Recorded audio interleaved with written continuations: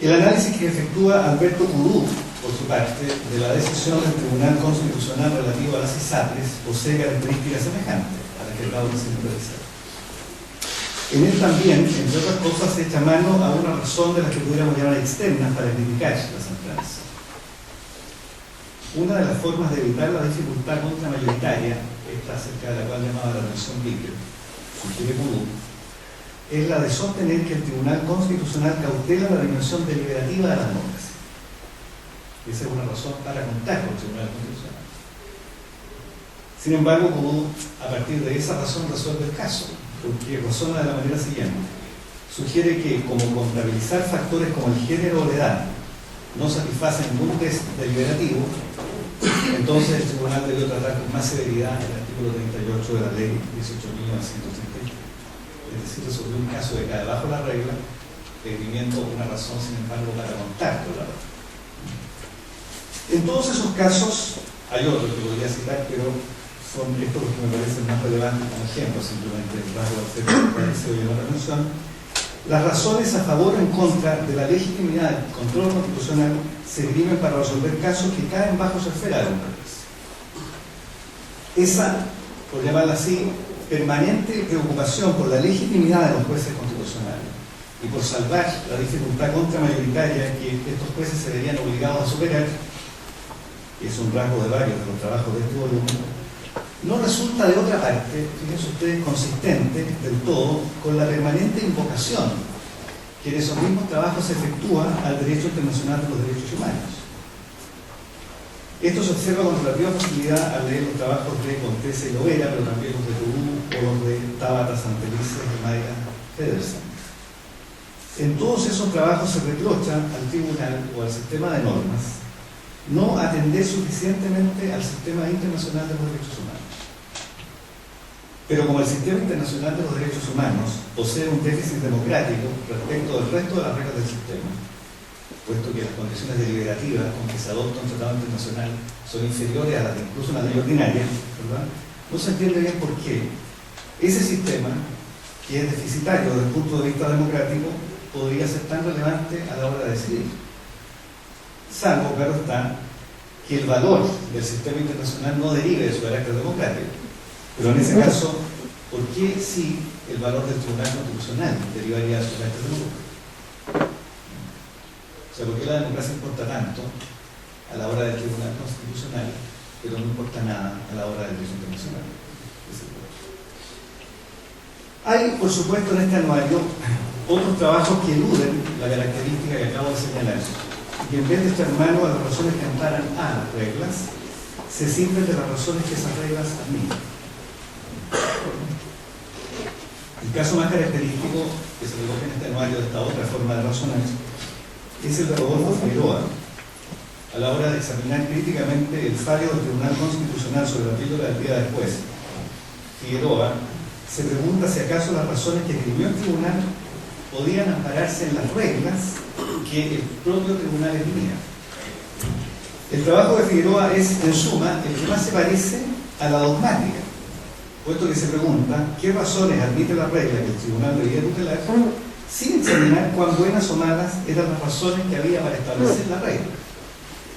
Lo mismo, algo parecido ocurre con el trabajo de Luis Cordero, quien con rigor examina si acaso las potestades que reclama para sí la jurisprudencia administrativa pueden conciliarse con el reparto de competencias que establece la regla constitucional. Entonces, se juzga si hay buenas razones al amparo de esa regla, ¿verdad?, para entender cómo se ha hecho la jurisprudencia administrativa. Lo mismo ocurre con el trabajo de Juan Carlos Ferrada, quien indaga cuáles son, bajo las reglas del derecho vigente, las condiciones necesarias para perseguir la nulidad de derecho público. En fin, y para no seguir, todavía hay trabajos en este anuario que ni recurren a la justificación de las reglas, como el primer grupo que vimos, ni tampoco a las razones que las reglas amparan, como el grupo que acabo de revisar, sino que prefieren enfatizar las consecuencias que se seguirían de las decisiones constitucionales. Este es el caso del agudo trabajo de José Francisco García, quien echa mano a un criterio de Robert Alexi. Como ustedes saben, Alexi ha sostenido que los derechos fundamentales son mandatos de optimización que con frecuencia los jueces constitucionales deben ponderar. ponderarlo, sugiere Alexis, es el criterio de proporcionalidad. Pues bien, José Francisco García en su trabajo sugiere que el criterio de proporcionalidad puede ser usado empleando un principio de economía del bienestar. Fíjense ustedes con el de Wilfredo Pareto. Como ustedes recuerdan, para Pareto una decisión pública está justificada si es el caso que permite mejorar a alguien sin lesionar a nadie.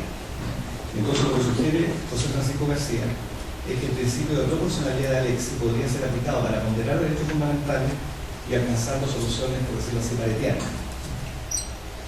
Lo interesante desde el punto de vista de José Francisco García es que, bajo la interpretación que él hace del principio de proporcionalidad, el Tribunal Constitucional, fíjense ustedes, podría ser un órgano que en vez de lesionar a la mayoría, que es lo que teme la mayoría de los autores de este volumen, acabe protegiéndola, ¿no? Porque el principio de Pareto es un principio que protege a las minorías contra el interés abusivo de la mayoría.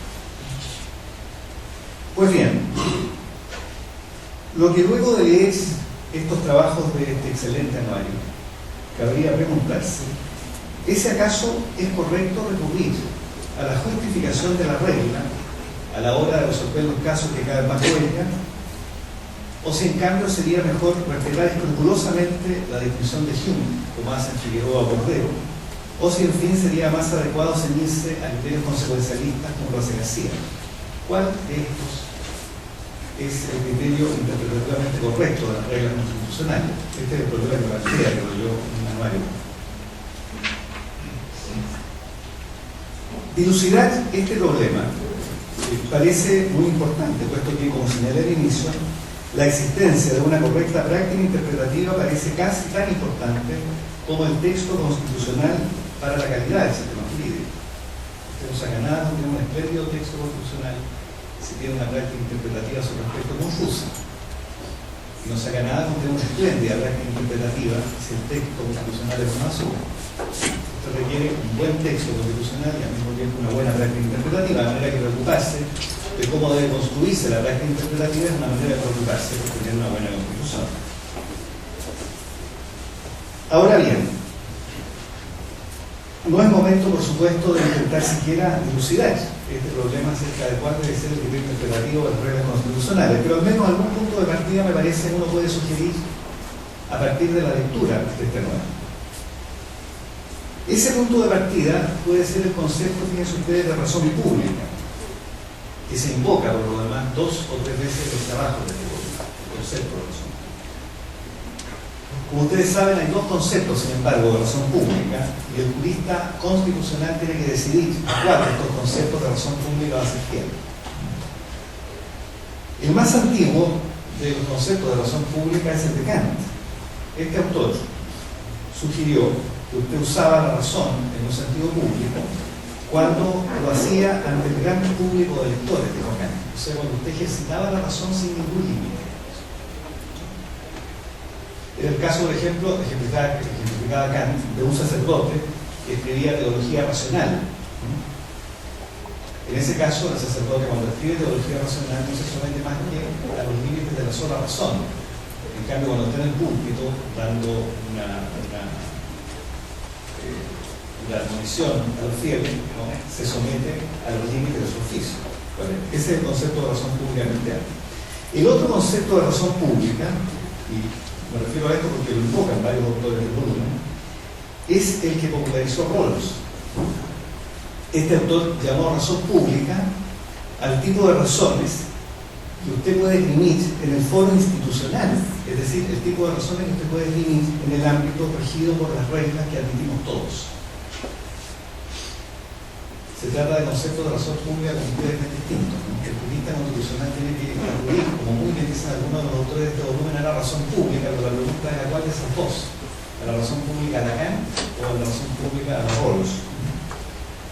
El jurista, en otras palabras, debe buscar la mejor teoría o razón, como si estuvieran del gran público de lectores, echando mano a volúmenes de filosofía del derecho o de teoría política, como ocurre en algunos de los trabajos de este volumen. O en cambio el jurista tiene una tarea más ascética, buscar solo razones que se amparen en las reglas, aunque esas reglas no le gusten del todo. Parece evidente, en mi opinión, que quienes se ocupan del derecho constitucional deben preocuparse de razones públicas en el sentido más bien estrecho que reclama Rawls y no en el sentido amplio que reclama Kant, que es lo que sin embargo hacen algunos de los autores del volumen.